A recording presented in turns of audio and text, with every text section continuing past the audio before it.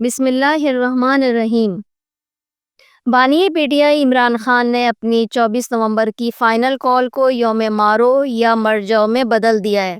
یہ بیان نہ صرف ان کی سیاست کی موجودہ کیفیت کی عکاسی کرتا ہے بلکہ ان کی 28 سالہ سیاسی جدوجہد کے تلخ حقائق کو بھی سامنے لاتا ہے، اور یہ بتاتا ہے کہ کس طرح عمران خان کی سیاست جمہوری اقدار اور مفاہمت کے بجائے الزام تراشی، تنازعات اور دشمنی پر مبنی رہی ہے۔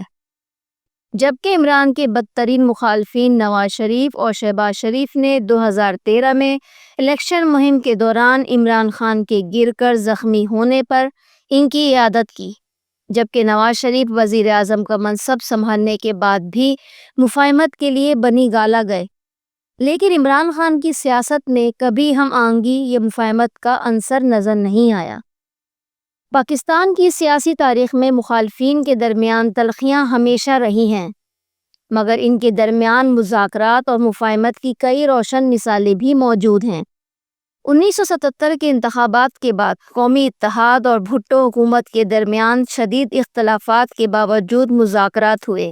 1973 کے آئین کی منظوری کے وقت ولی خان نے اپنی انا کو بالائے طاق رکھا اور بھٹو سے تعاون کیا۔ اسی طرح 2005 میں بے نظیر بھٹو اور نواز شریف نے اپنے اختلافات کو دفن کرتے ہوئے مفاہمت کی ایک نئی تاریخ رقم کی۔ اقتدار میں آنے کے بعد بھی عمران خان نے اپنی سیاست کے مزاج کو نہیں بدلا۔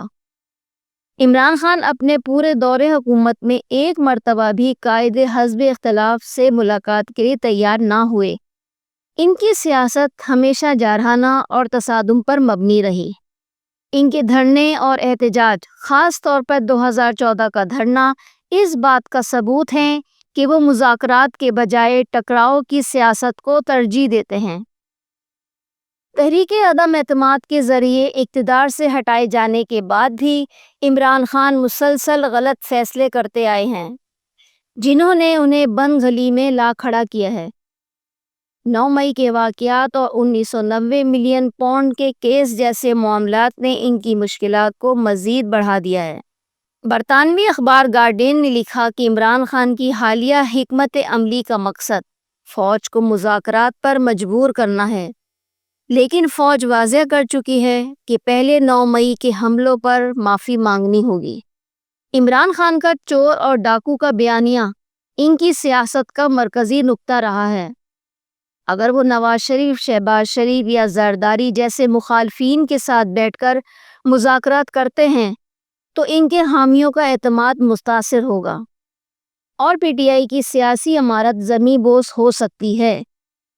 پیپلز پارٹی اور مسلم لیگ نون کی سیاست میں جمہوری جدوجہد، ترقیاتی منصوبے اور عوامی فلاح کے پہلو نمایاں ہیں۔ دوسری جانب پی ٹی آئی کی سیاست صرف چور اور ڈاکو کے الزامات پر منحصر ہے۔ عمران خان کے لیے سب سے بڑا چیلنج یہی ہے کہ وہ اس بیانیے سے کیسے باہر نکلیں۔ عمران خان کی سیاست اس وقت ایک بند گلی میں کھڑی ہے۔ جارحیت، الزامات اور تصادم کی حکمت عملی نے انہیں تنہا کر دیا ہے۔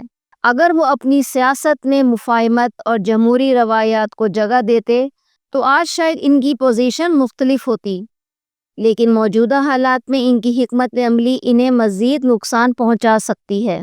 پاکستان کی سیاست کو آگے بڑھانے کے لیے تمام سیاسی جماعتوں کو مفاہمت، برداشت اور جمہوری اصولوں کو اپنانا ہوگا۔